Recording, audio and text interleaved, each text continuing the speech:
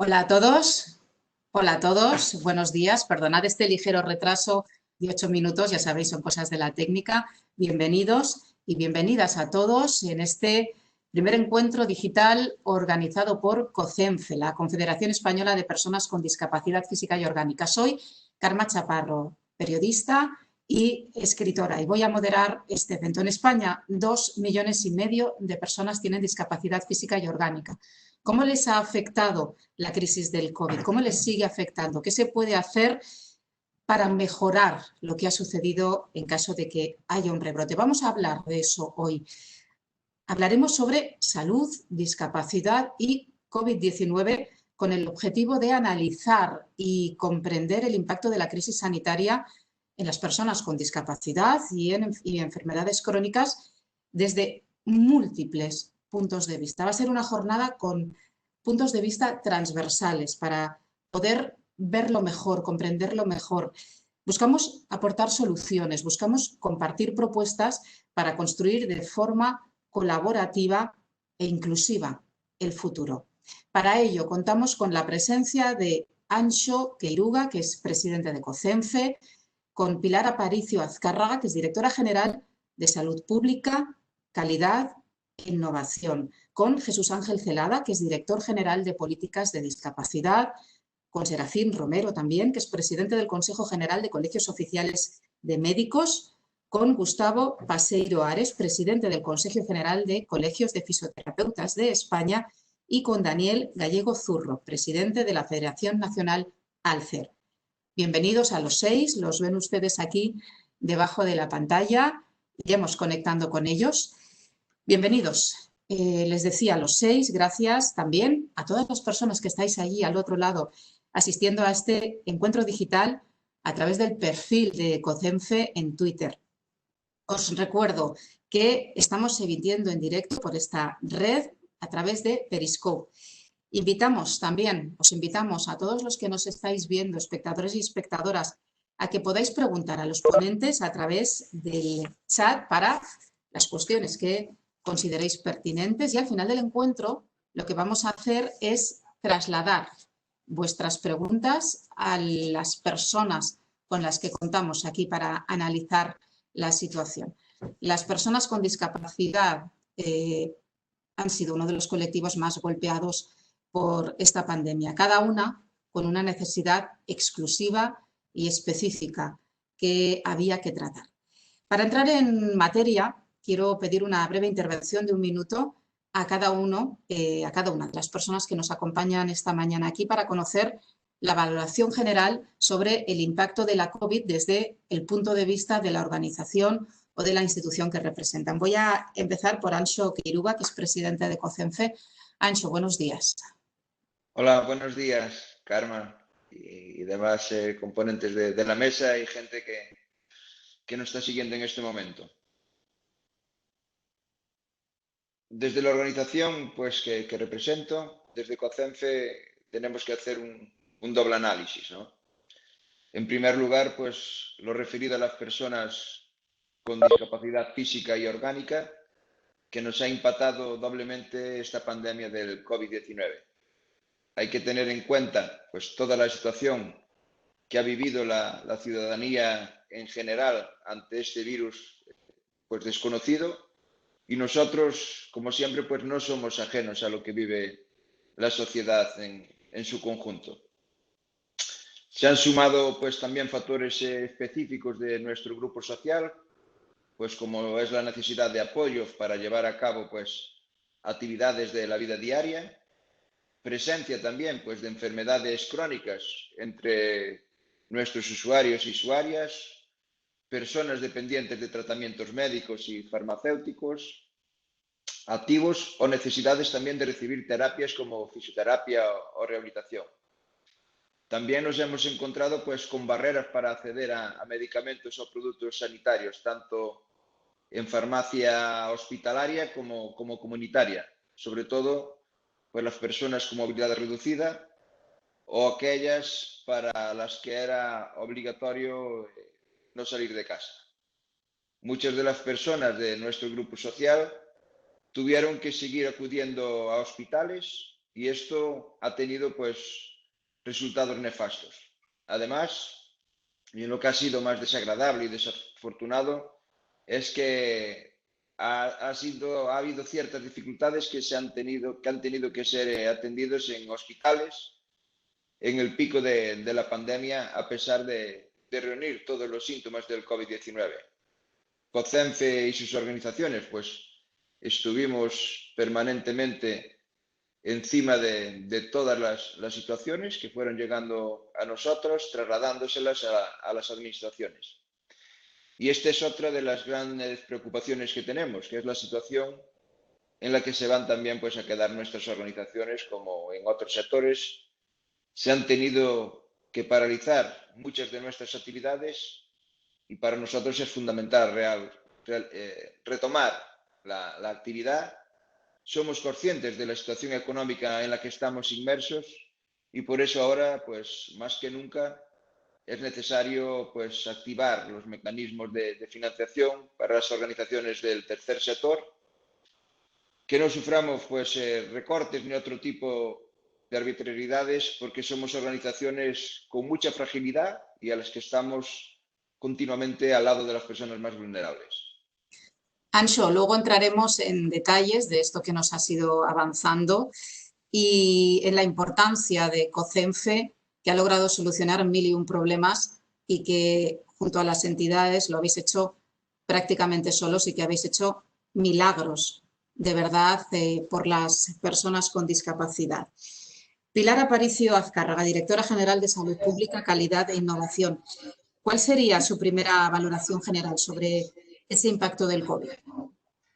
Bueno, el impacto del COVID en nuestro país, todos sabemos que ha sido realmente devastador. Hemos tenido una curva epidémica con una explosión en el número de personas afectadas que ha hecho que tanto las personas con necesidad de atención sanitaria, tanto fuera ambulatoria como hospitalaria, como en unidades de cuidados críticos, como el número de fallecidos, haya sido en los datos que conocemos y que realmente son datos que a todos nos han impactado.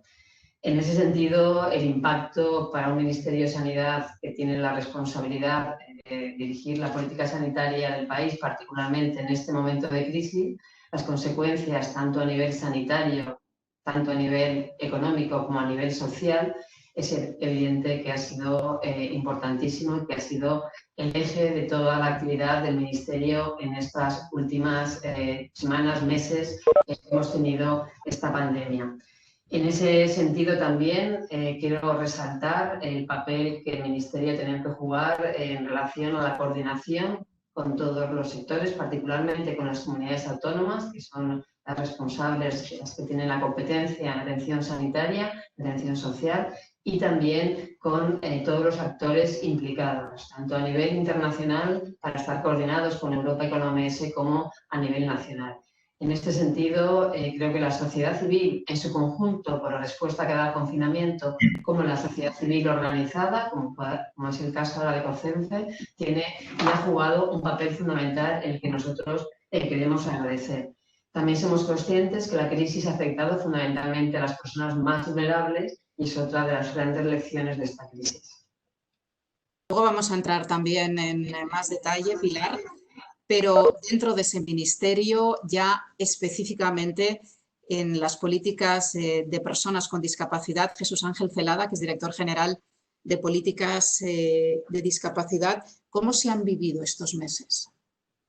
Buenos días, Karma, y buenos días a los amigos de COCENFE. Excusar la ausencia de mi secretario de Estado, de Nacho Álvarez, que no ha podido participar en esta mesa. Felicitar al presidente de COCENFE, Anxo, que ha sido recientemente elegido. Felicitar también a la organización, a COCENFE, por tener un equipo presidido y dirigido por Anxo con unos resultados excelentes y sin duda está en las mejores manos, ¿no? Agradecer a COCENFE la organización y la invitación a participar en esta jornada, ¿no? Y agradecer, y ya enlazo con la pregunta que me lanzas, Karma, agradecer a todo el tejido social de la discapacidad, la sociedad civil organizada en torno a la discapacidad, más de 8.000 entidades en España, todas agrupadas bajo el paraguas del CERMI, que han estado totalmente activas y dispuestas a colaborar con la Administración desde el minuto 1 en cuanto a las problemáticas que hemos encontrado durante esta fase de confinamiento, antes, durante el confinamiento y las que está habiendo después, ¿no? Desde el minuto 1 del estado de alarma, desde el mismo día 14 de marzo, la discapacidad ya fue testigo de que existían ciertas barreras. En este caso, las primeras que aparecieron fueron barreras de acceso a la información y a los medios de comunicación que afectaba a las personas con discapacidad sensorial. Posteriormente, las personas también con discapacidad psicosocial se vieron agravadas, se vieron apartadas del estado de alarma, no podían salir a la calle de manera terapéutica y, por lo tanto, el estado de confinamiento agravaba su situación y empeoraba las condiciones en las que estaban en casa y el estado de alarma tuvimos que hacer una interpretación del estado de alarma, ¿no? Posteriormente, las residencias fue otro también de los puntos débiles. Las personas con discapacidad física y con discapacidad intelectual que estaban en las residencias vieron cómo el virus entraba con esa virulencia que antes apuntaba Pilar en las residencias. El cuarto problema también que ha habido y que ha existido es el acceso a las UCIs, el acceso a los respiradores y a las necesidades que las personas que empeoraban, personas con discapacidad que empeoraban, necesitaban esos servicios, y también hubo ciertas trabas a la hora de acceder a esas UCIs, ¿no? Que afectaba precisamente a las personas con discapacidad cognitiva, deterioro cognitivo y con discapacidad intelectual, y sobre todo personas dependientes, ¿no? Y la quinta y última ha sido la desescalada, personas con discapacidad que han visto cómo sus servicios de rehabilitación y de terapia han estado paralizados durante 3 meses, han sufrido un deterioro cognitivo, físico y orgánico con sus consecuentes problemas, ¿no? Y deterioros que poco a poco hay que ir otra vez restableciendo el servicio, ¿no? Ahora que toca trabajar de manera conjunta, lo analizaremos luego, pero toca analizar y evaluar en dónde hemos fallado y qué necesitamos mejorar, ¿no? Como veis, discapacidad física, discapacidad sensorial, discapacidad orgánica, discapacidad cognitiva, deterioro cognitivo y discapacidad psicosocial. Al final, todas las personas con discapacidad se han quedado un poquito más atrás a la hora de afrontar esta pandemia. Muchísimas gracias, Jesús Ángel. Como tú dices, es un primer esbozo, luego vamos a verlo al detalle. Importantísimo el papel que han jugado los sanitarios en esta primera oleada del COVID, en esta gran crisis que ha afrontado no solo España, sino todo el mundo. Serafín Romero, presidente del Consejo General de Colegios Oficiales de Médicos, ¿cuál es su primera valoración general de lo que hemos vivido?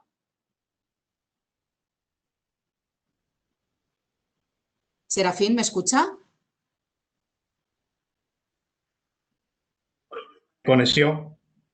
Yo le veo, Serafín, no sé si usted me está escuchando. Bueno, enseguida le damos a... ¿Sí? Sí. ¿Me escuchan? Congela un poco la imagen, pero le escuchamos. Algún problema de conexión, ¿eh? Debe ser quizás por las temperaturas del sur, ¿eh? Pero no sé si ahora me oyen. En Madrid le digo que también hace mucho calor. Le escuchamos. Cuéntenos. Muy bien. Bueno, quiero agradecer esta oportunidad, el trabajo que se ha realizado desde COSENFE en esta etapa y durante tanto tiempo. También felicitar a su nuevo presidente, ¿no? Y después de saludar a los que nos acompañan hoy en este encuentro. Diríamos que desde el punto de vista de la profesión médica hemos vivido casi una especie de 3 etapas, ¿no? Una primera etapa en la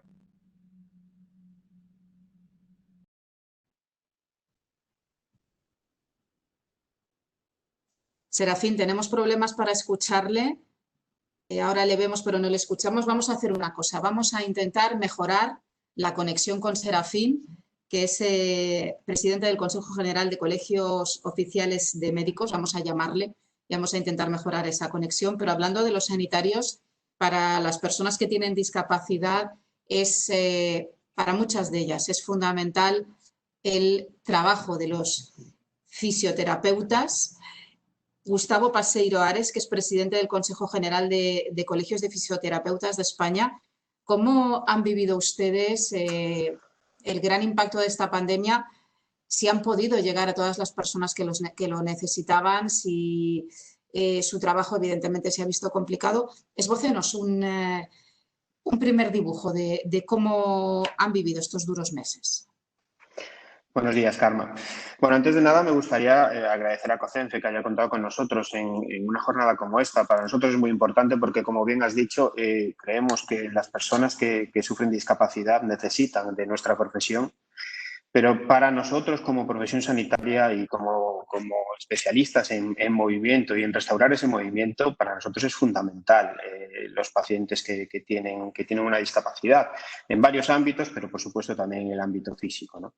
Agradecer, por lo tanto, a Anxo también esta invitación, que espero poderlo conocer pronto, ya que nosotros no tenemos tanto calor, pero bueno, también tenemos cosas positivas en nuestra zona, ¿no?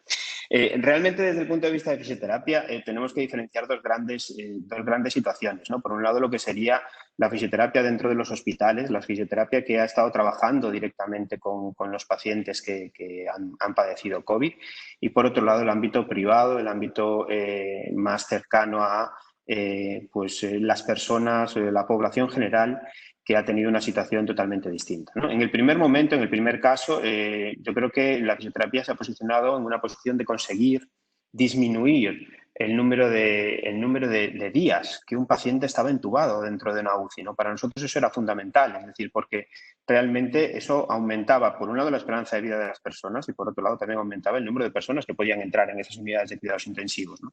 Para nosotros era fundamental tratar, por lo tanto, con estas personas y conseguir que su musculatura, conseguir sobre todo que su musculatura respiratoria no se perdiera y de esa manera pudiéramos desentubarlos, ¿no?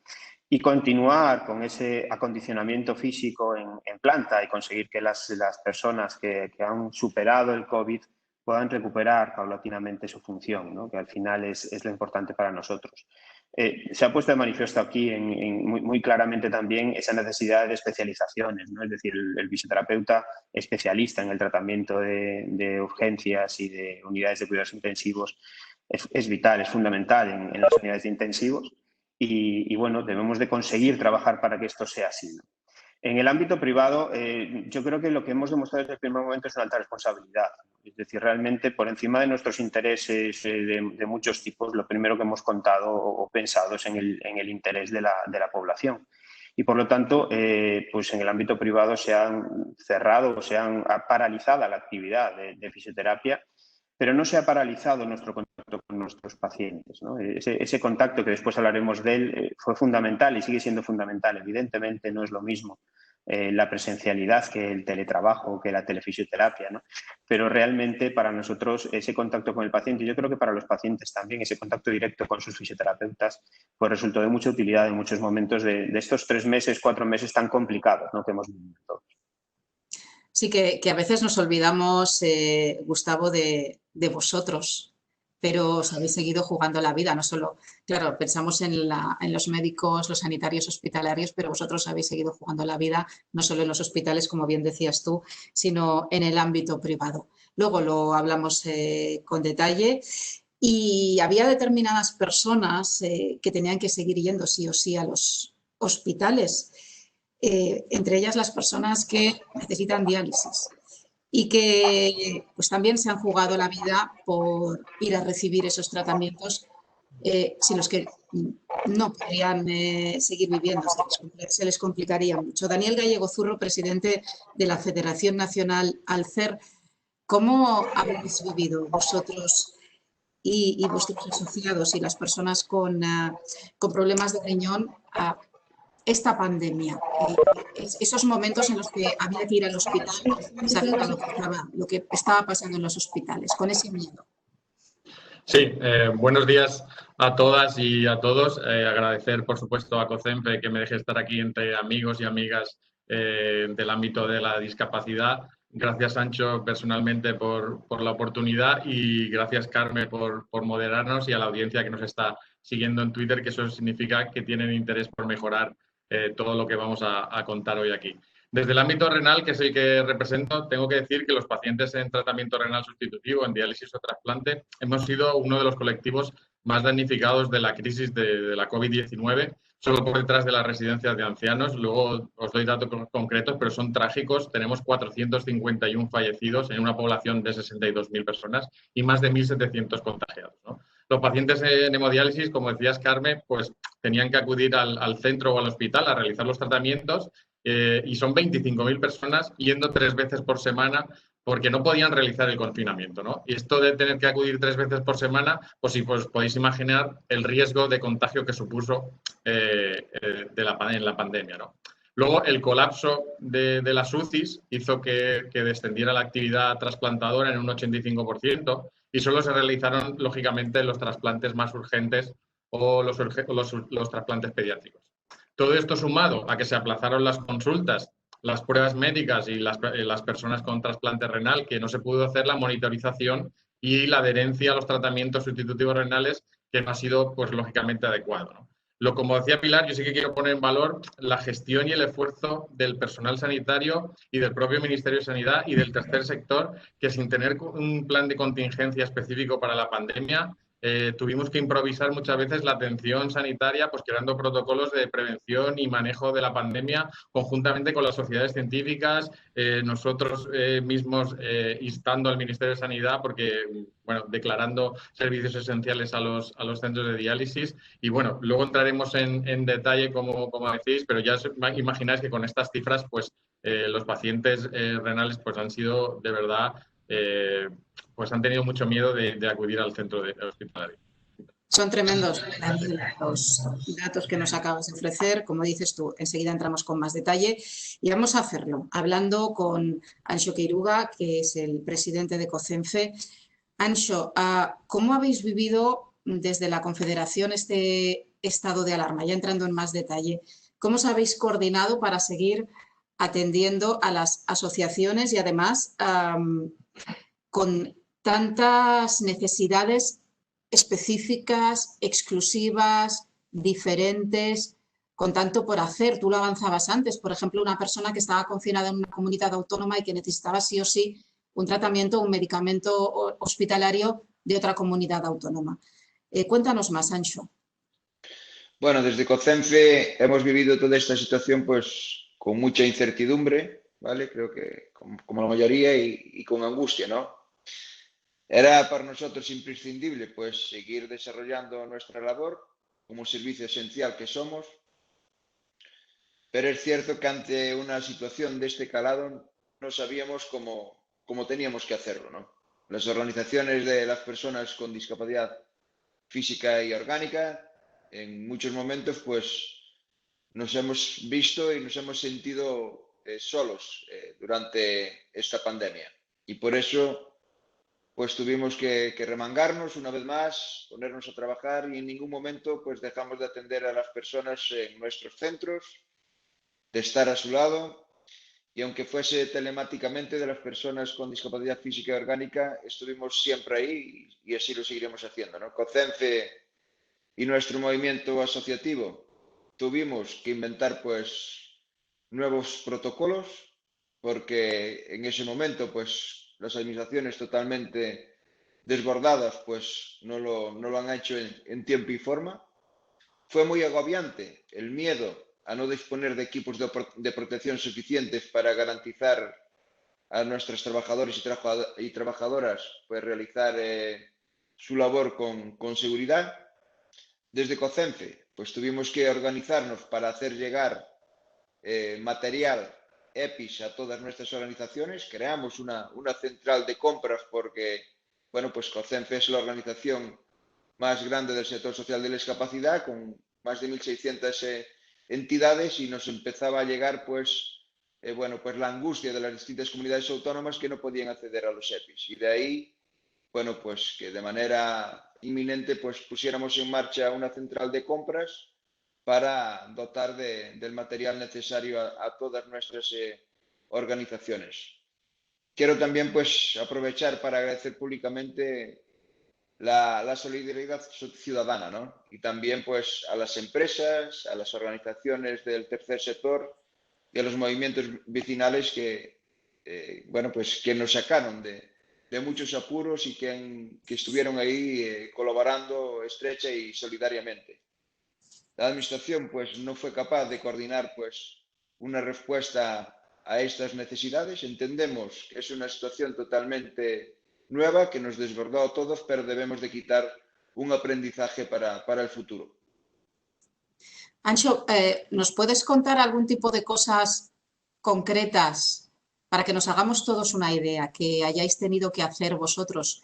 Contabas antes, ¿no?, lo de los medicamentos hospitalarios que habéis tenido que llevar a otras comunidades autónomas. Vosotros son las entidades, las 1.600 que forman parte de COCENFE. Nos decías ahora, por ejemplo, las EPIs, que habéis tenido que hacer una central de compra, ¿no?, para distribuirlos por toda España. Habéis hecho un montón de cosas inimaginables un mes antes del estallido de la pandemia. Sí, efectivamente, ¿no?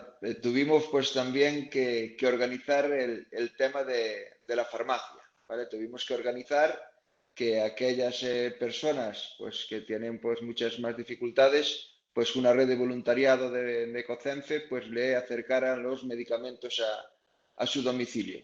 Tuvimos que gestionar pues también con la dirección española, con la Agencia Española del Medicamento, perdón, pues una falta de medicamento que había en farmacia para algunos de los pacientes crónicos de entidades que forman parte de COCENFE, como eran la gente de los usuarios con artritis.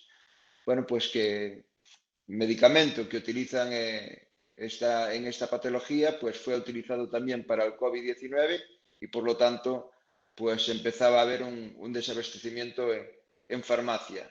Se gestionó con la Agencia Española del Medicamento para garantizar que siguiera disponible y bueno, es decir, fuimos poco a poco organizándonos según las demandas que nos iban trasladando las organizaciones de COCENFE en los territorios y poniendo en marcha pues servicios improvisados, ¿no? Casi de manera inmediata pues surgía la necesidad de los EPIs pues con EPIs, surgía la necesidad de los tratamientos pues con los tratamientos, la atención a las personas en domicilio, ¿vale? Pues sobre todo manteniendo el servicio de asistencia personal que tienen muchas de nuestras organizaciones en los territorios y también lo que es la ayuda a domicilio, ¿no? Teníamos que, y así lo accedió el gobierno también desde el primer momento que lo pedimos, de que estas personas pudieran salir a darle pues servicio y atender a las personas con un mayor grado de dependencia que necesitan de este recurso que es totalmente pues vital e imprescindible, ¿no? Un trabajo extraordinario el que habéis hecho, Anxo, desde COCENFE, desde las 1.600 entidades que forman parte de COCENFE. Yo estoy segura que muchos no habéis dormido, trabajando y pensando y dándole vueltas a la cabeza sobre cómo ayudar a esos 2,5 millones de personas en España con discapacidad que tenían cada uno necesidades específicas que había que ir resolviendo una a uno. Hablábamos de los más vulnerables. Hoy Sanidad ha dado una cifra tremenda, una cifra durísima. 27.359 son las personas que han fallecido en las residencias. También personas muy vulnerables, también personas con dificultades de movimiento, con discapacidades físicas o cognitivas. Y ya que tenemos hoy aquí a Pilar Aparicio Azcárraga, que es directora general de Salud Pública, Calidad e Innovación, le quiero preguntar por esas brechas, ¿no?, que han ido dibujando algunos de los asistentes, esas brechas en los mecanismos de coordinación sociosanitaria, ese gran, enorme problema en las residencias, más de 27.000 muertos, cifraba hoy el Ministerio. Se ha evidenciado más que nunca, y lo estamos apuntando ya hoy aquí, que se deben mejorar los mecanismos de coordinación. Pilar, ¿se está trabajando ya desde la Administración en algún procedimiento para que en el caso de un rebrote, de una nueva crisis sanitaria, las personas con discapacidad no se queden atrás? Sí, efectivamente. Muchas gracias, Carmen. Efectivamente, desde el Ministerio de Sanidad trabajamos en colaboración con el Ministerio de Derechos Sociales y Agenda 2030, en particular para abordar desde el principio de la crisis en el problema de las residencias de ancianos, es cierto, y en las residencias sociales con personas con discapacidad. Es cierto que, como decía anteriormente, la crisis del COVID de alguna manera, y esto es así en nuestro país y ha sido así también en otros países, pone de manifiesto en la precariedad y la vulnerabilidad en este tipo de problemas todavía es mucho más dura. Sí, es cierto que la pandemia afecta a toda la población, afecta con muchísimo más crudeza a las personas más vulnerables, desde el punto de vista de salud, desde el punto de vista social, desde todo punto de vista. En ese sentido, nosotros hemos intentado dotarnos de un mecanismo de información, en primer lugar, como señalabas, es importante tener datos para poder abordar los problemas. Cuando hablamos de residencias sociales, de centros residenciales de atención social, sean por personas mayores, sean por discapacidad o sean por los temas que sean necesarios, es cierto que estamos hablando de una dispersión importante, son muchos centros, son muchas personas las que requieren estos servicios. Estamos hablando de, en el caso, por ejemplo, de personas mayores, de más de 200, 300.000 personas, que son muchísimas personas que requieren esta atención especial. Para nosotros es fundamental en este periodo en el que ya estamos, no podemos hablar de futuro, estamos también ya, tuvimos que responder en el pasado, tenemos que responder en estos días, responder de la mejor manera, y la coordinación, como decías, Karma, es uno de los puntos fundamentales. Esta coordinación no solamente con el Ministerio de Derechos Sociales, sino también con las comunidades autónomas y con la sociedad civil. En ese sentido, para nosotros es básico el que desde el momento en que hemos podido disponer de toda la información, también tener todos los equipamientos necesarios, equipamientos que van desde los equipos de protección, desde los fármacos, como señalaba también el representante de CENFE, como también de todas las disponibilidades suficientes para poder atender en la mejor de las situaciones a todos estos centros residenciales. También nos parece importantísimo ese acceso, también planteaba Anso previamente, a que ese acceso que tienen todas las personas, que tener un acceso disponible y adaptado a las necesidades de cada una de las personas a los centros sanitarios de atención sanitaria. Creemos que también es importante, durante la epidemia, también el Ministerio de Sanidad, en colaboración con sociedades científicas y con profesionales y expertos, elaboró un informe también importante sobre los aspectos éticos en situaciones de pandemia, donde se planteaba que no puede haber ninguna discriminación por ningún motivo ajeno a la situación clínica del paciente y a las expectativas objetivas de supervivencia, donde se plantea el tema de dar esa asistencia equitativa a todas las personas que lo necesitan. También estamos trabajando en temas también de futuro y de prevención, como pueden ser la necesidad de disponer de vacunas para los sectores más vulnerables, y en este caso somos conscientes de que tenemos que priorizar, y tanto es así para la vacuna de la gripe como para una futura vacuna de COVID. Y yo creo que todo ese tipo de actuaciones que recogeremos en un documento que se irá trabajando en consenso con todas las comunidades autónomas y con el Departamento de Servicios Sociales del Ministerio de Derechos Sociales, iremos avanzándolo para que podamos mejorar esa asistencia y esa coordinación tan importante como señalabas. Pues estáis trabajando, Pilar, en ese documento del que nos has avanzado algunos puntos. Yo no sé si tenemos ya al doctor Romero, si le hemos recuperado, doctor. Sí. Le escuchamos perfectamente. Vamos a ver si Bueno. es el calor o no el que nos impedía esa conexión con usted. Doctor Romero, presidente del Consejo General de Colegios Oficiales de Médicos. Los médicos se han jugado literalmente con la vida, salvarnos la vida a nosotros en esta crisis del COVID. De todas las dificultades en las que los médicos se han enfrentado en esta crisis sanitaria, ¿cuál ha sido la más complicada y cómo la han resuelto? Bueno, yo creo que efectivamente las cifras de sanitarios en general afectados y también de médicos en particular, bueno, pues creo que difícilmente podemos borrarlas, ¿no?, de nuestra memoria, de lo que ha sido el abordaje de la pandemia como no conocíamos durante casi un siglo.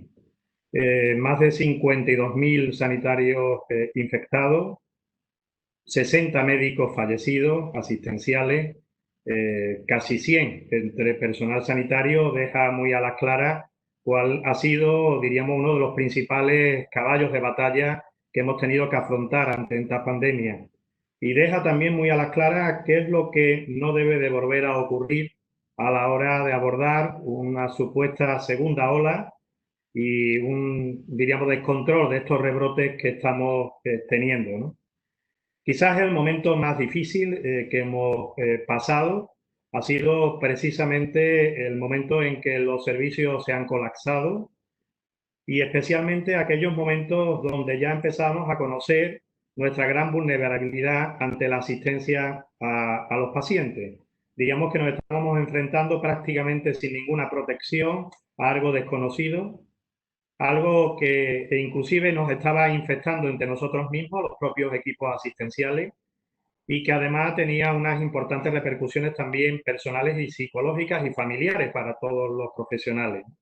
Y quizá el momento más duro, si me lo pregunta, ha sido cuando realmente parecía que empezábamos a mejorar, habíamos asumido y forma parte de nuestra razón de trabajar. Hemos pedido que seamos profesión de riesgo precisamente por eso, por reconocer que nos sometemos a este contacto, ¿no?, ante situaciones muy, muy complejas, pero cuando parecía que estábamos empezando a respirar, fue muy duro conocer que una importantísima partida de mascarillas hubo que retirarla porque no reunían las condiciones necesarias. Esto fue un durísimo golpe para la moral, diríamos, de muchos compañeros y compañeras, pero bueno, se ha salido hacia adelante, ¿no? Vamos a salir desde el reconocimiento de los que no están con nosotros, de los que todavía se enfrentan a ver las complicaciones que ha dejado este tema, y sobre todo los que todavía están esperando un poco de vacaciones, ¿no?, que yo creo que se merecen. Yo creo que ahora mismo la situación de los profesionales es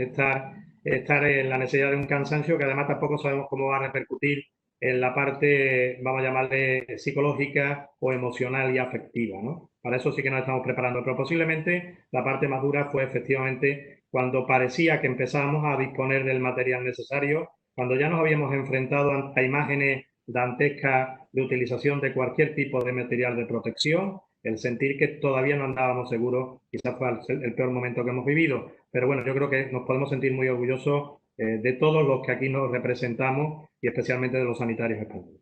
Ya lo creo que sí, doctor, que pueden sentirse no orgullosos, mucho más que orgullosos de todo el papel que han jugado los sanitarios, y ojalá que la ciudadanía, como en su mayoría lo está haciendo, se comporte siguiendo las normas para que no haya una segunda ola, no solo por ustedes, sino también por las personas especialmente vulnerables, que son las personas con algún tipo de discapacidad, personas como las personas que necesitan diálisis. Nos decía antes Daniel Gallego, 25.000 personas en España tienen que ir sí o sí, cada 3 días al hospital a una diálisis, tienen que enfrentarse al miedo de contagiarse de COVID en el hospital. Daniel, presidente de Alcer, Daniel Gallego, nos dabas unos datos demoledores al principio de esta ronda de preguntas. ¿Qué medidas se pudieron tomar y cómo han vivido ya con más detalle de lo que nos has contado estos pacientes? ¿Cómo habéis vivido en este momento? Sí, lógicamente, si me preguntas cómo lo hemos vivido, pues la verdad es que los pacientes renales teníamos pánico de acudir al hospital y a los centros de diálisis por miedo al contagio, ¿no? Los últimos datos de junio que os he contado, de 450 fallecidos y 1.716 contagiados en una población de 62.000 personas, es una incidencia 5 veces superior a la población general, ¿no? La mortalidad en diálisis ha sido un 27%. Es verdad que son pacientes normalmente pues, mayores de 65 años, polimedicados, pluripatológicos, pero de verdad que las estadísticas siempre son muy frías y no reflejan el sufrimiento de las familias por perder a los seres queridos o por el pánico a contagiarse o a morir, ¿no? Tuvimos que solicitar pues, al Ministerio de Sanidad, conjuntamente con la Sociedad Española de Nefrología, que elaborasen el protocolo de manejo y prevención del COVID-19 en las unidades de hemodiálisis y también en los desplazamientos, porque lógicamente cuando se tiene que hacer un desplazamiento al hospital, pues si se hace en ambulancia, se tiene que prevenir que pues, haya distancia social, pues las medidas de protección por el riesgo a contraer el virus, ¿no? También solicitamos, por supuesto, al Ministerio de Sanidad que no bloquease las compras de los centros de diálisis, porque al principio sabéis que al tener el bando único, pues todas las compras estaban bloqueadas de material y más de 25.000 personas pues no tenían los centros de diálisis el material necesario para seguir suministrando la diálisis, ¿no?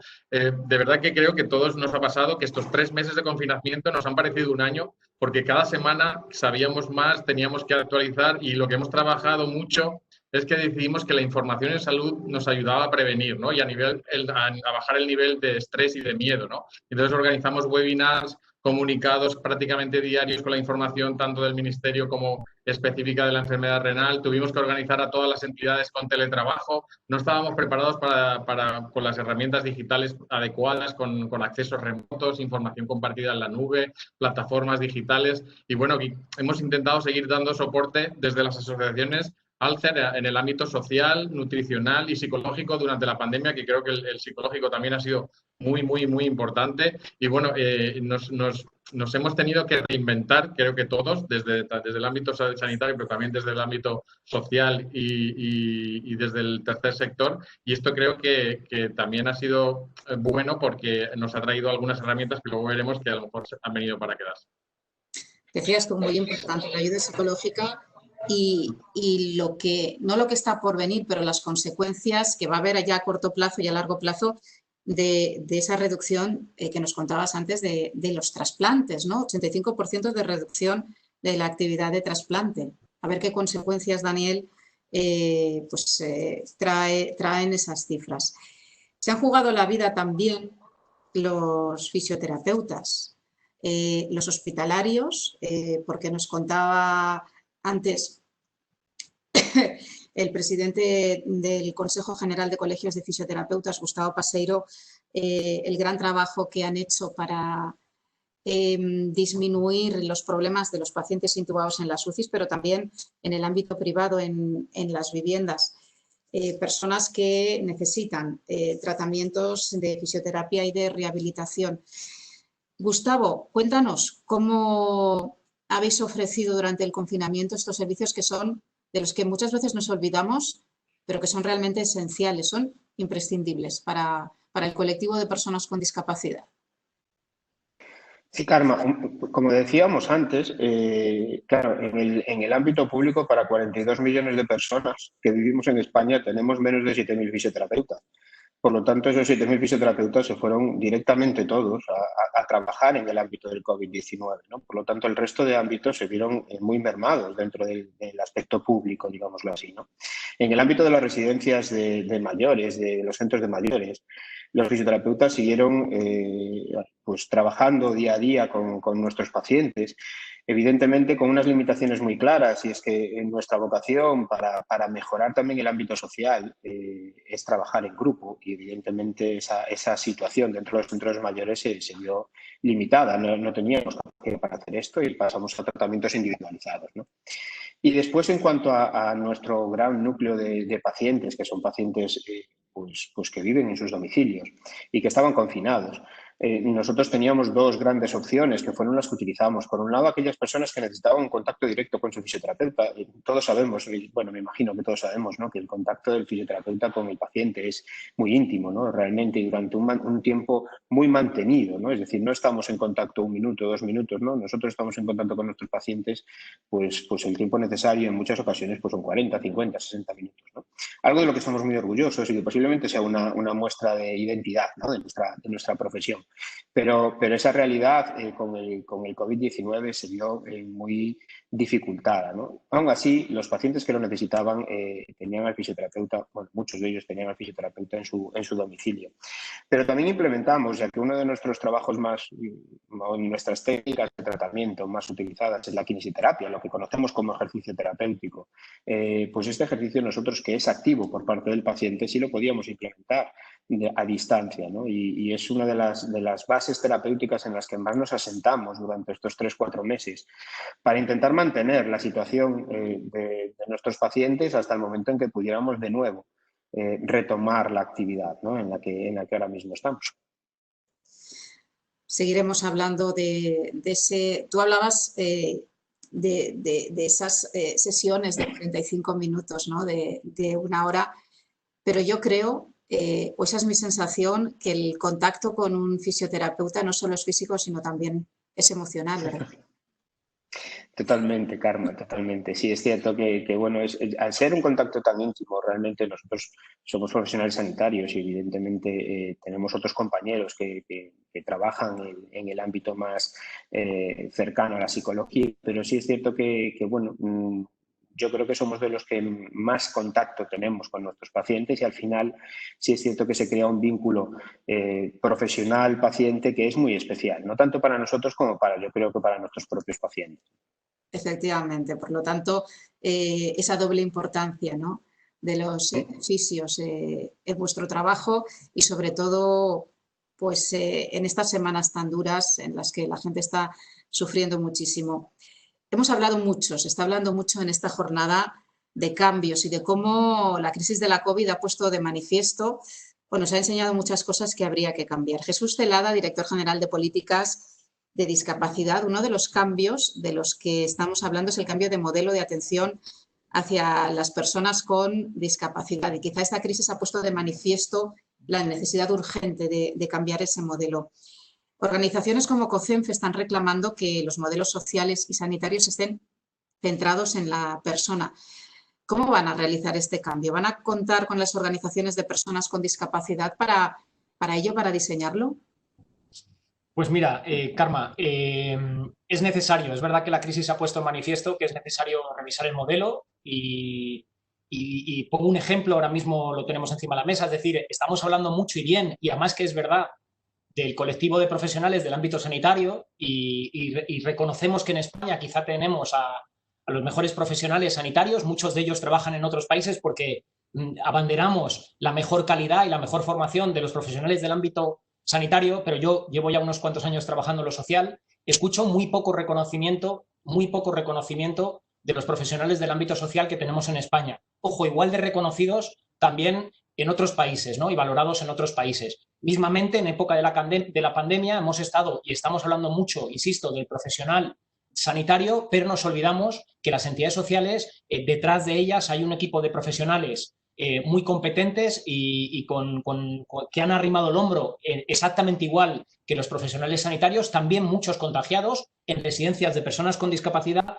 y que, insisto, que se les cita poco. Se cita muy poco a los trabajadores sociales y a las trabajadoras sociales, se cita muy poco a los educadores sociales, citamos muy poco a los terapeutas ocupacionales, apenas hablamos de logopedas y apenas hablamos también de psicólogos, ¿no?, que han jugado un papel importantísimo en estos meses, ¿no? Por cierto, muchos de ellos son mujeres, muchos de estos colectivos son mayoritariamente mujeres las que trabajan detrás, ¿no? Con lo cual tenemos que empezar a cambiar ese modelo, primero reconociendo el papel de los trabajadores sociales, ¿no?, del ámbito de lo social y sobre todo su interconexión muy necesaria y que quizá la pandemia ha puesto de manifiesto que en España tenemos todavía que trabajar más por la coparticipación de lo sanitario y de lo social y que una y otro sector se entiendan mucho mejor. Pero es necesario. Tenemos una convención en España, que es la Convención Internacional de los Derechos de las Personas con Discapacidad, que estableció un nuevo modelo, que España además también somos país pionero en abordar ese nuevo modelo que la Convención impone, que es el modelo basado en los derechos, frente al modelo que ya nosotros dejamos aparcado hace muchos años, que es el modelo asistencial.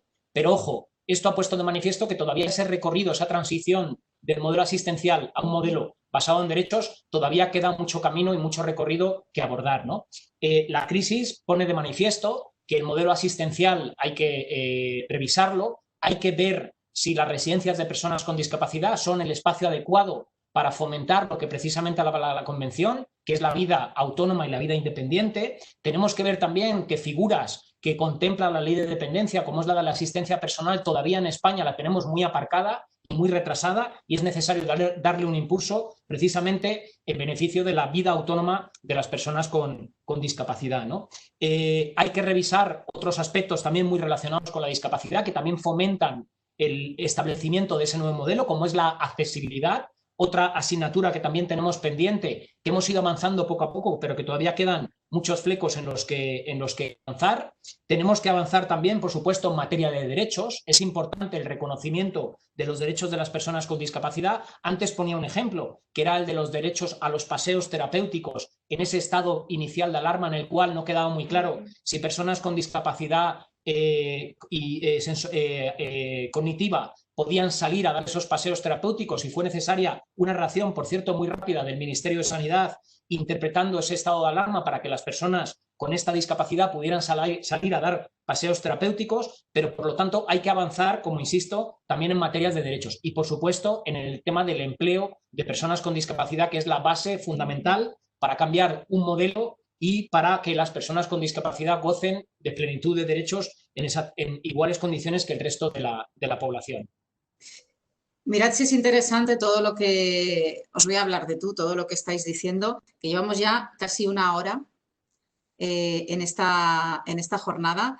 Tenemos muchas preguntas de la gente que nos está viendo a través de las redes sociales. Lo que os voy a pedir en esta segunda ronda de preguntas para que podáis hablar todos y puedan entrar las preguntas del público es que seáis todos muy breves. Por favor, quedan 2 minutos para las 12. Doctor Romero, se habla mucho, no solo en el ámbito de las personas con discapacidad, de la humanización de la sanidad. ¿Cómo pueden colaborar a esa humanización de la sanidad las organizaciones de personas con discapacidad y con enfermedades crónicas, sobre todo en este contexto de la COVID? ¿Cómo pueden colaborar para mejorar la atención de las personas más vulnerables? Bueno, yo creo que más que cómo pueden colaborar, lo que hay que agradecer es cómo están trabajando para que ese espacio de humanización, que para nosotros se llama espacio de relación médico-paciente o espacio de relación sanitaria-ciudadano, que se dé en las mejores condiciones. Por eso yo, más que cómo tienen que colaborar, yo lo que quisiera es poner el dedo de cómo están haciendo de bien las cosas, como muy bien se ha quedado patente en el abordaje de esta pandemia y de cómo han sabido mantener una situación de dificultad, y aquí lo hemos podido escuchar gracias a, entre otras cosas, a la solidaridad de muchas personas que han podido llevar medicamentos de uso hospitalario a domicilio, que han mantenido un contacto para estos pacientes pluripatológicos, crónicos y con algún tipo de discapacidad a través de estas asociaciones pudieran mantener una situación, no nos olvidemos, de casi de altísima dificultad de encuentro con su servicio sanitario habitual. No nos olvidemos que esta crisis lo que ha caracterizado es que hemos dejado de hacer mucho para dedicarnos exclusivamente a la COVID. Y por ser concreto, a mí me gustaría, y lo estamos poniendo desde la profesión médica a destacar, es este nuevo, diríamos, éxito de la tecnología y de esta nueva forma de relación. Aquí o adaptamos esta nueva forma de relación al mundo de la discapacidad y la cronicidad, o disminuiríamos este entorno de humanización. Es muy importante esta empatía, esta relación, este lenguaje no verbal que difícilmente se puede hacer a través de una llamada telefónica. Por eso hay que saber poner en su justa medida esta gran innovación que ha venido para quedarse, para no perder este grado de humanización. En ello también estamos trabajando desde la deontología, la profesión médica. Esta parte quería destacarla y hay que hacerla de la mano de las asociaciones y de los entornos del estilo de SERMI, en este caso de COSENFE y de las asociaciones de pacientes, ¿no? Efectivamente, doctor. Hemos hablado mucho también del enorme trabajo de los fisioterapeutas en España, pero a mí me gustaría saber, Gustavo, lo que está ya ahora, es decir, ya en este punto en el que esperemos no tengamos un retorno hacia atrás, ¿en qué medida ahora mismo se ha visto incrementada la necesidad de fisioterapeutas en servicios, por ejemplo, como las secuelas de la COVID o la falta de movilidad que se ha producido con el confinamiento? Sí, realmente son dos grandes caballos de batalla actualmente dentro de la fisioterapia. Las secuelas de la COVID, pues todas las estamos viendo, todas las hemos visto en los medios de información, pero bueno, en los medios de información en muchas ocasiones salen los extremos, ¿no? Pero realmente la gran mayoría de los pacientes que han padecido esta enfermedad tienen unas limitaciones funcionales importantes, y son limitaciones funcionales que son recuperables en la gran mayoría de los casos, pero con un tratamiento de fisioterapia efectivo y continuado, ¿no? Esto ha aumentado la demanda dentro del sector público y la está también aumentando dentro del sector privado en una realidad y en una situación en la que pues los tratamientos a día de hoy están mucho más limitados, ¿no? Por esa distancia social, por ese tiempo que tenemos que mantener, por esas medidas evidentemente higiénicas, lógicas, ¿no? Que tenemos que mantener en nuestros gabinetes.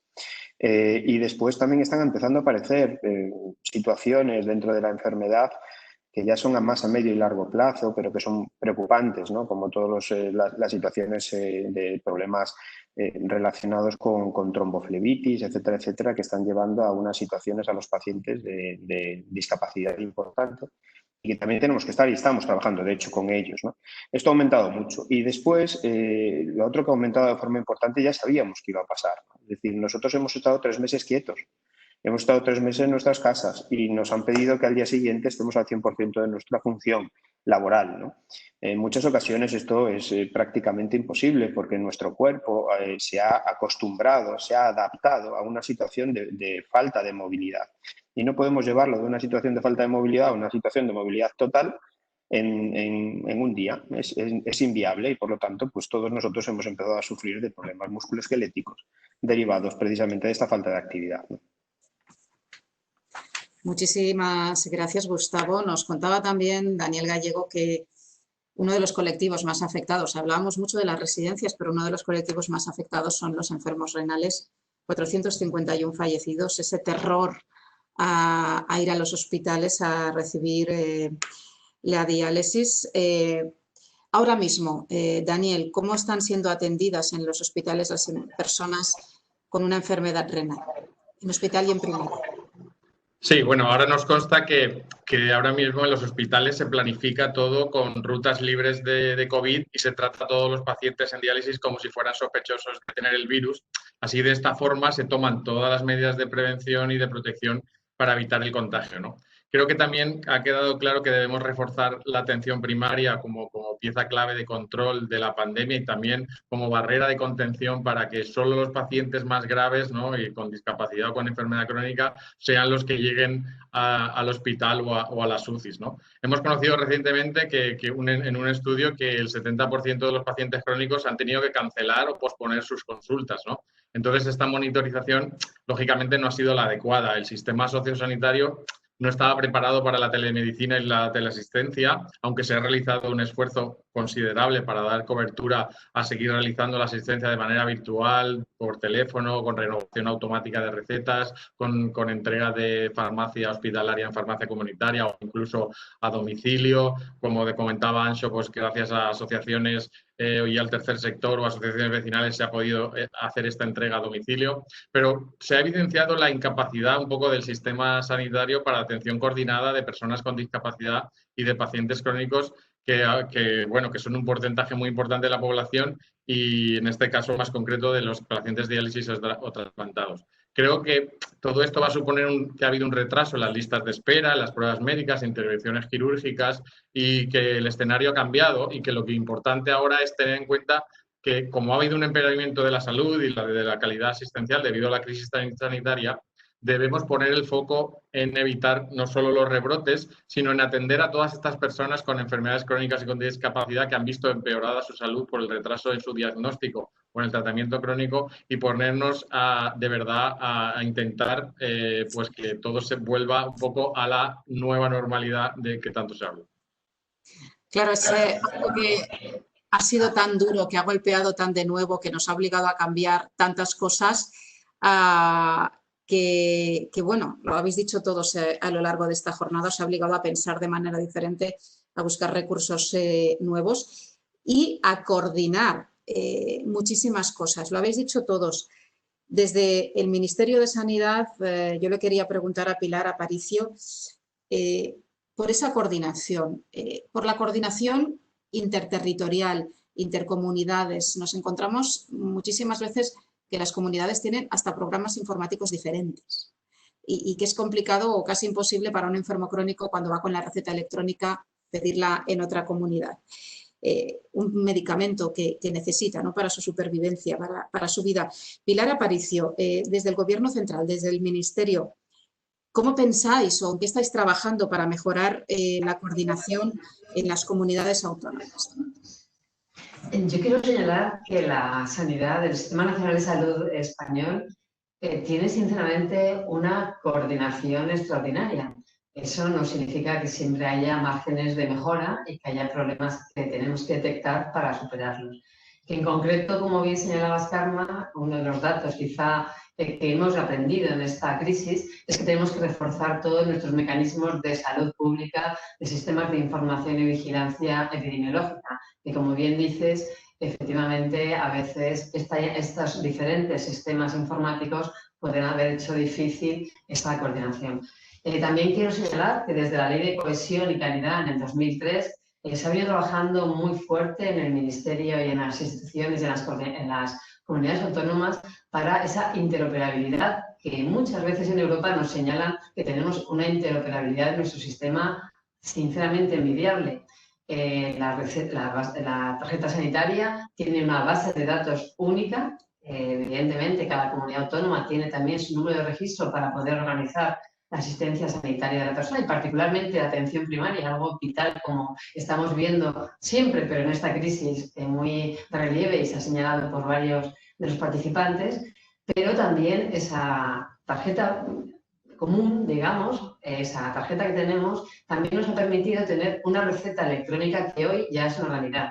Y quiero señalar, además de agradecer a organizaciones como COCENFE en la distribución de estos medicamentos, y también los profesionales sanitarios. Aquí quiero hacer también, se ha señalado también la Agencia del Medicamento, que también es uno de los mecanismos del Ministerio, son las agencias del Ministerio, pero también quiero señalar que los servicios hospitalarios han organizado muy eficaz en muchísimos sitios también su farmacia hospitalaria para poder dar acceso a los medicamentos que muchas personas necesitan recoger de los centros hospitalarios. Y en ese sentido quiero también, volviendo a la coordinación, señalar que el Consejo Interterritorial de Sistema Nacional de Salud, que coordina el Ministerio de Sanidad y que reúne a todos los consejeros, tiene una actividad, yo diría que una actividad frenética en condiciones normales. El Ministerio de Sanidad, para cualquiera, yo creo que todas las personas que estamos aquí, muchos de vosotros habéis venido aquí varias veces al Ministerio, es uno de los ministerios que siempre tiene gente, es un ministerio que está continuamente con gente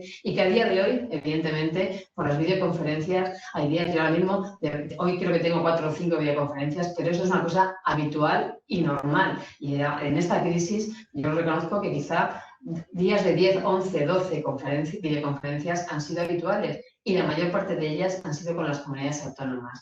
Ha habido días en que ha habido semanas en que nos hemos reunido todos los días con el Consejo Interterritorial, con las ponencias y grupos de trabajo, comisiones de salud pública y comisiones asistenciales, nos hemos reunido regularmente, pero quiero señalar que yo creo que esa interoperabilidad que refleja tanto la receta electrónica, que hoy día es una realidad en todas nuestras comunidades autónomas, como la propia historia interoperable, que también es una realidad. Y eso no digo que no tenga que completarse, no en comunidades autónomas, que ya es activa en todas las comunidades autónomas, sino que es una historia clínica que tiene diferentes hojas y que todas estas hojas se van completando por las comunidades autónomas. Pero eso ya es una realidad. Digo que otro tema es a veces dificultades asistenciales que hay que ir superando. Pero yo creo que también es bueno partir de que existe esa coordinación que es siempre mejorable, pero que es una realidad en nuestro Sistema Nacional de Salud.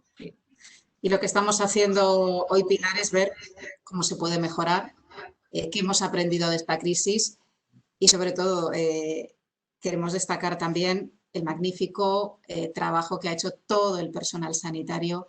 Tenemos, yo diría, los mejores profesionales sanitarios del mundo están aquí, en España. Y desde aquí también les queremos agradecer, como a todos los que están aquí en esta mesa, el trabajo extraordinario que han hecho y que siguen haciendo. Pero sí que es cierto que esta crisis nos ha dejado situaciones terribles y angustiosas. Yo le quería preguntar a Jesús Celada, ¿cómo vais a apoyar desde el Ministerio la acción de las entidades de personas con discapacidad ante la crisis o este segundo rebrote o la crisis que se avecina, la falta de recursos, la merma de la posible atención ante los profesionales agotados, cansados o la crisis económica que estalla aquí? Bueno, a ver, la Secretaría de Estado de Derechos Sociales ha optado por hacer más flexibles las subvenciones que se concedieron el año pasado o que se están ejecutando este año, subvenciones con cargo a la casilla del 07 del fin social del IRPF, y ha tomado una decisión que creo que es importante y el colectivo lo conoce, el colectivo de las personas con discapacidad, que es hacer más flexible la gestión de las subvenciones que se concedieron el año pasado, insisto, y que se están ejecutando este año, ¿no? Esa flexibilización pasa por ampliar plazos de la ejecución de esas subvenciones, pasa por extenderlas a materias que no estaban incorporadas inicialmente en los proyectos originales y, por lo tanto, poder también incluir cuestiones relativas a los gastos derivados de la actuación sobre el COVID, ¿no? Con temas relacionados con el COVID.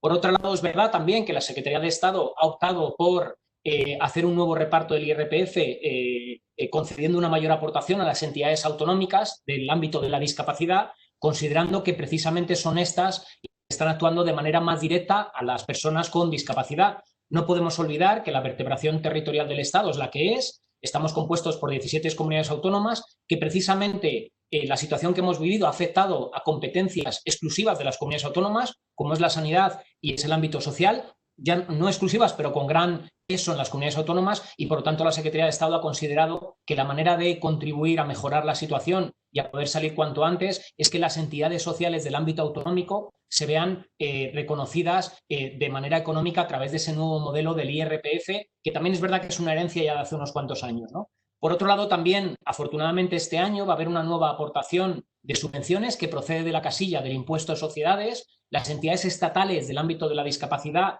para proyectos de competencia estatal van a ver también ampliadas sus cuantías con respecto al año pasado, y además también se ha permitido que en esa nueva convocatoria del impuesto de sociedades las entidades de la discapacidad puedan presentar proyectos relativos a cuestiones relacionadas con el COVID y, por lo tanto, hacer abordar desde el punto de vista económico la situación, ¿no?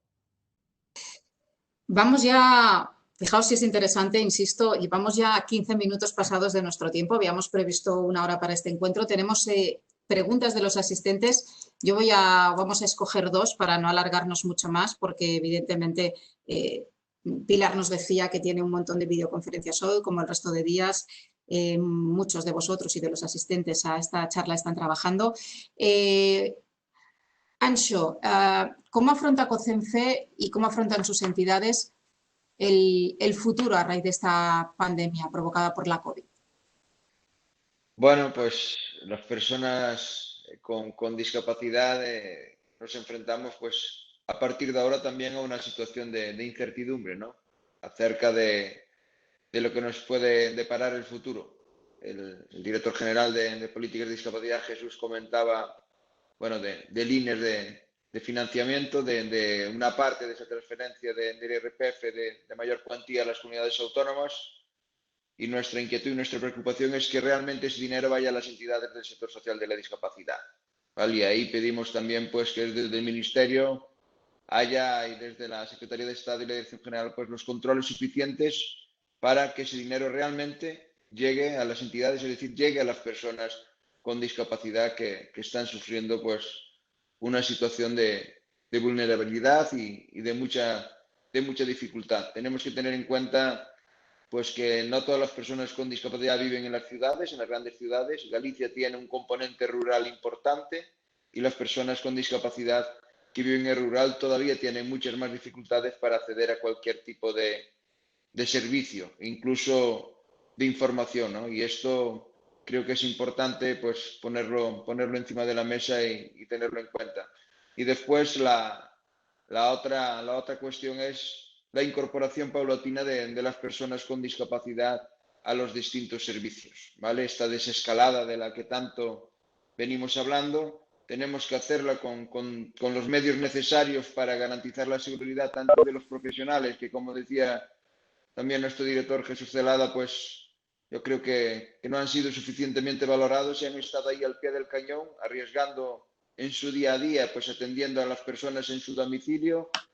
Como decía también Gustavo, pues haciendo esa telefisioterapia a distancia, dando el apoyo psicológico diariamente. Pensemos que hay muchas personas que estuvieron totalmente confinadas e aisladas durante estos 3 meses de nuestro colectivo, que se ve a día de hoy pues una tristeza y una merma en su día a día que nos va a costar recuperarlo, ¿no? Y veamos los temas sociales como una inversión en las personas, en la calidad de vida de las personas, en este caso, que más lo necesitan. Si las personas tienen los recursos que necesitan, las familias tienen un miembro más de la unidad familiar. Si no es así, las familias tienen un problema, ¿vale? Y debemos de poner los recursos necesarios para que las personas sean dueñas de su vida y puedan, bueno, pues tener una igualdad de oportunidades real y efectiva. Y, por ejemplo, como se vio en esta crisis del COVID-19, que tener una discapacidad no sea un hándicap para poder acceder a una UCI, por ejemplo. Muchas gracias, Anxo. Otra de las preguntas de las personas que nos están viendo para el doctor Romero. Y era uno de los casos que ha salido, ¿no? A la dispensación de medicamentos de farmacia hospitalaria. ¿Se va a valorar que se dispensen de otra manera? Yo creo que de entrada el sistema de dispensación debe de adaptarse precisamente a lo más cercano y accesible para el ciudadano.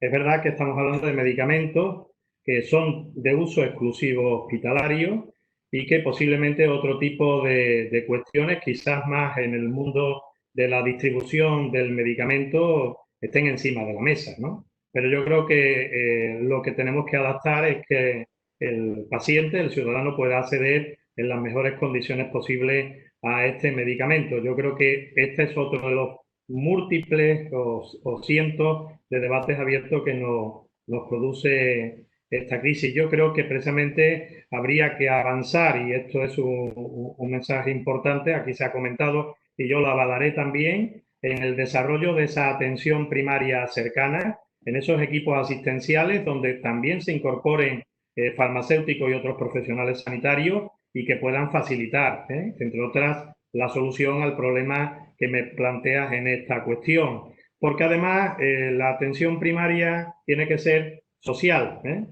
no solo sanitaria. Es algo que aquí también se ha reivindicado solo para, o de momento parece, para entornos de las residencias de mayores, pero es que además la primaria, la atención primaria, el sistema sanitario tiene que ser sociosanitario, especialmente en este primer nivel. Con esto resolveríamos muchos problemas que yo creo que a veces nos duplicamos, utilizamos recursos que podrían estar mejor distribuidos y que además no nos olvidemos es el entorno natural, que la crisis económica, tampoco nos olvidemos, hizo que no fructificara cuando todas las comunidades, incluido el Ministerio de Sanidad, era precisamente algo que reivindicamos desde la profesión médica. El Ministerio de Sanidad tiene que ser de sanidad y de atención social. Es una cosa que no acabamos de entender cómo volvemos otra vez a cerrarlo. Luego yo creo que esto resolvería el problema del medicamento y muchos de los problemas relacionados con la discapacidad y la cronicidad y de cientos y miles de pacientes que han vivido, como aquí se ha comentado, la atención en solitario en sus casas, muchos de ellos mayores, pluripatológicos y polimedicados, y el único contacto ha sido telefónico con su centro de atención primaria. Efectivamente, muchísimas gracias, doctor. Y ahora ya para cerrar este encuentro en el que todos hemos aprendido muchas cosas y hemos compartido muchas cosas también, quería lanzar para todos una pregunta de cierre. Os voy a pedir brevedad, 30 segundos. ¿Qué lecciones hemos aprendido, se han aprendido de esta crisis de cara a afrontar posibles rebrotes? Anxo. Bueno, yo creo que sobre todo que las personas con discapacidad, bueno, pues nos enfrentamos a una situación que, bueno, pues que ahora sabemos buena parte de lo que ha fallado, sabemos qué políticas públicas han perjudicado a nuestro grupo social y cuáles debemos de potenciar, ¿no? Lo comentaba anteriormente, pues también Jesús, que decir, el modelo de residencias, bueno, pues que ya llevamos pues hablando del mismo, ¿no? Nosotros siempre defendemos pues el tema de la figura del asistente personal, de potenciar esta figura del asistente personal en el caso de las personas con discapacidad física y orgánica, para que la persona pueda seguir en su entorno y también pues que sea compatible, porque si la persona lo demanda, pues que tenga un recurso, siempre digo, de mini residencia. A mí las macros, yo creo que para atender a las personas se necesita pues algo más íntimo, un contacto mucho más estrecho y que la persona sienta que vive como en su propio hogar, ¿no? Es el momento de que fluya la colaboración, ¿vale? Y de definir también, como decía el doctor Romero, pues ese espacio sociosanitario de una vez por todas. Tenemos que agilizarlo, combinarlo y ponerlo realmente en funcionamiento. Y también pues la colaboración para definir cómo vamos a afrontar un rebrote, un nuevo confinamiento generalizado o cualquier crisis sanitaria, ¿no? Esperamos que no tenga que llegar ese nuevo confinamiento porque, bueno, pues serían quizá unas consecuencias terribles para todos, y la clave debe ser siempre pues respetar los derechos de nuestro grupo social y que no nos quedemos atrás pues por la condición de tener una discapacidad. La pandemia ha dejado más patente que nunca que tenemos que cambiar los modelos de atención sociosanitaria para centrarlos en la persona, impulsar la coordinación entre los territorios y entre el sistema y favorecer pues, la autonomía de las personas con discapacidad, pues con medidas como la que comentaba de asistencia personal, garantizar los cuidados a las personas con mayor vulnerabilidad y la necesidad de apoyos. Desde todo el movimiento asociativo de COCENFE y de la discapacidad en general, estamos trabajando pues intensamente en propuestas en general de reconstrucción de nuestro país que esperemos pues que el gobierno asuma. Nuestros derechos están en riesgo de sufrir retrocesos y no olvidemos que las personas con discapacidad ante esta crisis sanitaria ya teníamos pues una situación de desventaja y no podemos volver a caer en el error de anteriores crisis económicas que no las provocamos nosotros, pero sí las padecimos en primeras personas de este país y siempre somos los primeros en sufrir estos efectos. Nuestros equipos humanos se han volcado para no dejar a nadie atrás, han demostrado la importancia que tiene nuestra labor en situaciones como esta, atendiendo a personas, a tantas personas y a familias, para que su calidad de vida no se viera tan mermada en esta pandemia. Por eso, que la última lección que tenemos que aprender es que las entidades como servicios esencial tenemos que recibir pues, más apoyo por parte de las administraciones y en esto vamos a seguir pues, trabajando y coordinándonos y impulsando y potenciando el movimiento. El otro día un presidente de una entidad, de Parkinson concretamente, nos decía, oye, el deterioro que han tenido las personas de Parkinson es increíble. Estamos en una situación que vamos a tener que desaparecer, va a tener que desaparecer el movimiento asociativo Parkinson en España porque no es sostenible. Tenemos una situación económica y tenemos una situación de deterioro de nuestra gente que debemos, bueno, pues pedimos el apoyo que tuvimos siempre y seguiremos teniendo de COCENFE, pero es decir, la administración tiene que ser consciente de que el movimiento asociativo es crucial para darle el apoyo y mejorar la calidad de vida de las personas y tenemos que hacerlo de una manera coordinada. No podemos dejar a nadie atrás. Una sociedad como la nuestra, que se dice avanzada, no se puede permitir del conocimiento y de la capacidad de casi 4 millones de personas. Efectivamente, Anxo, no se puede dejar a nadie atrás en esta sociedad y sobre todo en esta sociedad del primer mundo. Pilar Aparicio, ¿qué lecciones hemos aprendido de esta crisis por si hay un futuro rebrote? Yo creo que muchas lecciones las hemos venido desgranando a lo largo de esta interesante charla. Y particularmente es que siempre es importante tener nuestros servicios fuertes, pero una crisis como esta que ha tenido este alcance nos demuestra más la importancia de tener, en este caso concreto, hablo yo desde la salud, nuestro sistema nacional de salud, nuestro sistema de coordinación lo más fuerte posible. Y en ese sentido quiero señalar también, aparte de lo importante de los sistemas de servicios sociales y la coordinación entre ellos, que para ello necesitamos fundamentalmente tener unos sistemas, tanto de salud como de servicios sociales, centrados en las personas y particularmente en los más vulnerables, como os hemos venido repitiendo a lo largo de la charla de hoy. Y segunda lección, cuidar a los que nos cuidan. Se ha señalado, lo señaló también mi compañero, el director Jesús Celada, los profesionales sanitarios, los trabajadores sanitarios, los profesionales de servicios sociales, todos los trabajadores sanitarios han hecho un esfuerzo tremendo durante esta crisis. Necesitamos cuidarlos para que nos sigan cuidando. Muchísimas gracias por esta posibilidad de intervenir en esta charla. Gracias, Pilar. Jesús Celada, ¿qué lecciones te llevas? Bueno, pues la primera es el que sepamos identificar exactamente qué ha sucedido, ¿no? No podemos hablar de una crisis sanitaria, no podemos hablar de una crisis social, sino que hay que hablar que ha sido una crisis sociosanitaria, ¿no? Luego ya con consecuencias económicas, pero abordarla con esa doble visión, ¿no?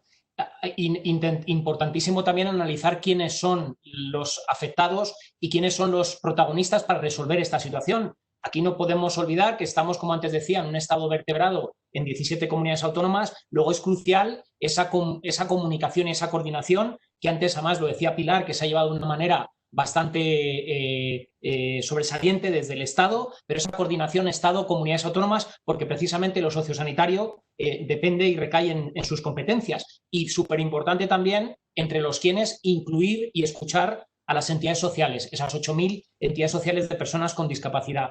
Importante también el saber a qué materias ha afectado. Esto afecta a materias de derechos de personas con discapacidad, afecta a la accesibilidad, como antes también apuntaba, afecta a cuestiones asistenciales, analizar el modelo asistencial y analizar esas figuras que todavía están por desarrollar, y afecta mucho al tema del empleo, ya no al empleo de las personas con discapacidad ahora con esta crisis económica, sino al empleo de las personas que trabajan para las personas con discapacidad, ¿no? Que han visto se han visto, bueno, pues también afectadas por esta crisis. Ponía Anso el ejemplo de Parkinson, una pena porque además este año Parkinson de hecho celebraba un congreso internacional aquí en España y por la situación que estamos no hemos podido organizarlo, ¿no? De la mano de la Asociación Española de Parkinson. Y por último el cómo, ¿no? El cómo abordarlo. Desde luego, importantísimo, y yo desde mi dirección, Anso lo sabe, y el colectivo de las personas con discapacidad siempre lo hacemos, es escuchando y trabajando de la mano de las entidades de las personas con discapacidad y sobre todo de las estatales. Si tenemos hoy podemos celebrar este encuentro es precisamente porque en España tenemos un tejido asociativo del ámbito de la discapacidad que es envidia en países, incluso países de la OCDE, que no tienen un nivel de desarrollo del tejido asociativo de la sociedad civil organizada en esta misma característica. Y termino con una frase que yo siempre utilizo en discapacidad, pero es que viene también muy al pelo, Anso y yo no podemos decir eso, pero bueno, viene muy al pelo, que es que lo que es bueno para la discapacidad es bueno para toda la sociedad.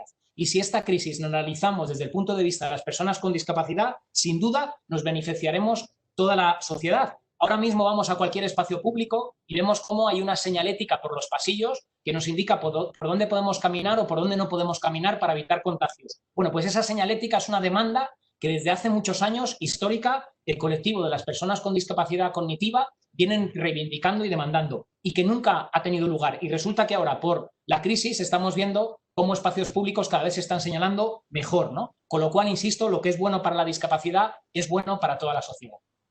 Una frase perfecta. Gracias, Jesús. Doctor Romero. Sí, yo de forma breve, yo creo que lo que hemos aprendido es que necesitamos, en primer lugar, fortalecer nuestro modelo sanitario universal, de calidad, accesible, de equidad y especialmente solidario, ¿no? La segunda es que toca apostar más por la salud pública. No puede ser parte tan ridícula de un presupuesto que cercano, no pasa del 2% lo que dedicamos del total de la tarta del gasto sanitario a algo tan esencial. En tercer lugar, la apuesta por los sociosanitarios. No me extenderé porque ya lo he explicado. Toca más sociosanitarios. La cuarta, la obra de los profesionales. Y recojo, lógicamente, lo comentado. Yo hablo de profesionales sanitarios, pero si hablamos de sociosanitarios, de todo el contexto de los profesionales que trabajan en la discapacidad y en la cronicidad. Y por último, creer más en las asociaciones y todo lo que representan. Toca prescribir por parte de la medicina y de los sanitarios asociaciones y asociaciones. Ha llegado la hora de fortalecerlas también como una herramienta esencial para dotar a nuestro Estado precisamente de esto que tanto añoraríamos si no lo tuviéramos, ¿no? Porque a veces somos especialmente críticos y disponemos de algún modelo que es muy creíble y, por cierto, reconocible y que nos hace sentir orgullosos cuando salimos fuera de nuestras fronteras a pesar de las dificultades. Toda la razón del mundo, Serafín. Desde los fisioterapeutas, Gustavo, ¿qué lecciones habéis aprendido? Pues yo creo que sería muy difícil en 30 segundos marcar todas las lecciones que hemos aprendido, ¿no? Te doy las gracias por ir detrás de Serafín, porque ya he puesto encima de la mesa muchas de las que yo también iba a comentar. Entonces me quiero centrar fundamentalmente en una, ¿no? Yo creo que dentro de la sociedad hemos aprendido una cosa, hemos aprendido un concepto, que es el de prevención. Hemos aprendido lo importante que es prevenir para poder limitar los efectos de pues en este caso, una pandemia como la del COVID, ¿no? Pero a mí me gustaría llevar más allá ese concepto de prevención. Es decir, nosotros tenemos una población que, según los estudios, en el año 2025 seremos los que más esperanza de vida tendremos. Seremos del mundo, estamos hablando de la población mundial y seremos los que más esperanza de vida tendremos. Pero la realidad es que nuestra vida sin enfermedad, sin patología, sin disfunción, es de 47,5 años contra los 85 que viviremos. Entonces estaremos casi 40 años con patología. Es fundamental trabajar los determinantes de salud para conseguir que esos 47,5 años se conviertan en 57 o se conviertan en 60 o se conviertan en 65. Y para que aquellas personas que hayan padecido una patología estén en las mejores condiciones posibles, esa prevención secundaria, para que si llega otro momento como este, podamos acceder a él, entre comillas lo de acceder, en la mejor función que tengamos, tanto respiratoria como cardiomuscular, como osteomuscular, etcétera, etcétera, ¿no? Hemos visto que estos efectos, digamos que la mortalidad de esta patología se ha encarado más en aquellas personas que tienen más discapacidad, más problemas respiratorios, obesidad, etcétera, etcétera. Es importante que trabajemos esto desde la sociedad, que seamos capaces de implementarlo, ¿no? Y que trabajemos esa atención primaria y esa atención comunitaria, ¿no? Esa prevención desde el ámbito sanitario y social que nos lleve a que las personas no enfermen o enfermen más tarde o estén en las mejores condiciones posibles para afrontar una pandemia futura en caso de que volviese. Pues sí, casi la mitad de nuestra vida, Gustavo, con patologías, debido a esa larga esperanza de vida que vamos a tener en España. Daniel, cuéntanos, ¿qué lecciones sacáis de esta crisis? Sí, bueno, yo creo que, para ser breve, la pandemia nos ha dado muchas lecciones. Otra cosa será si somos capaces de aprender de ellas y que realmente sean inolvidables, ¿no? La lección más importante es que las pandemias no solo ocurren en países pobres y en vías de desarrollo. Aquí también en los países ricos pues nos ha pasado y debemos estar preparados para un rebrote o para otro tipo de virus o de pandemia, ¿no? La información en salud creo que es una lección muy importante, como este encuentro digital o como los webinars o como todo lo que hemos hecho de comunicados de información en salud nos ayuda a prevenir mediante las recomendaciones y las medidas de distanciamiento social, de higiene y protección, ¿no? Pero ahora la responsabilidad hemos aprendido que es de cada uno de nosotros, ¿no? Y que por lo tanto es una corresponsabilidad que no viene de arriba, que desde arriba nos dicen, oye, ayudarnos a que seamos corresponsables y a prevenir, ¿no? Que está en manos de todos. Yo creo que ha sido una lección muy importante que hemos aprendido. También hemos aprendido que el lugar más seguro del mundo es nuestro hogar y que hay que promover intervenciones, consultas, tratamientos y técnicas domiciliarias, ¿no?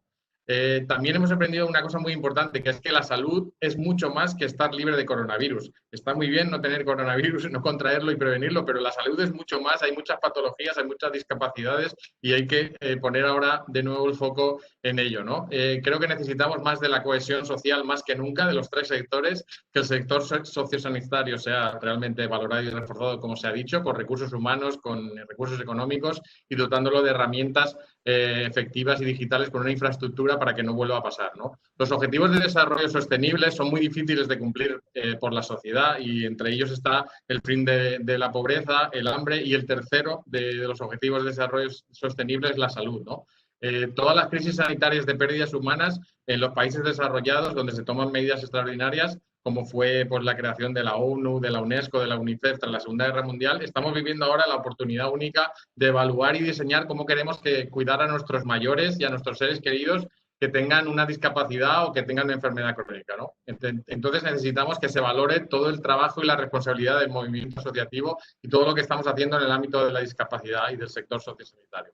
Ha quedado muy claro que íbamos demasiado a atención especializada y al hospital y que la atención primaria necesita más recursos y que las herramientas digitales y de telemedicina deben implementar y mejorarse para que han venido para quedarse, por supuesto, con estas comisiones de reconstrucción, estos gabinetes de crisis, la teleasistencia, la renovación automática de recetas, todo lo que hemos comentado, ¿no? Necesitamos unas bases de datos y un sistema de salud en red que pueda reflejar los datos en tiempo real de los pacientes y que ofrezcan datos fiables para saber lo que está ocurriendo y poder tomar las medidas que realmente queremos tomar y que a veces han sido recogidos de una manera arcaica o en diferido, ¿no? También hemos tenido tiempo de conectar, de compartir, de reflexionar en el confinamiento y está claro que debemos adaptarnos al nuevo escenario. Y voy a acabar con una frase que creo que es muy importante, que en la historia de la evolución de la humanidad no sobrevive el más fuerte, sobrevive el que mejor se adapta. Así que vamos a adaptarnos para que el sector sociosanitario y de la discapacidad realmente pueda atajar el nuevo escenario que se nos plantea. Gracias, Daniel. De esto va este encuentro, de ver cómo nos podemos adaptar para que sea todo mejor. Gracias también a Anxo, a Pilar, a Jesús, a Serafín y a Gustavo. Gracias a todos por participar en este encuentro digital sobre salud, discapacidad y COVID-19. que ha organizado COCENFE, que es la Confederación Española de Personas con Discapacidad Física y Orgánica.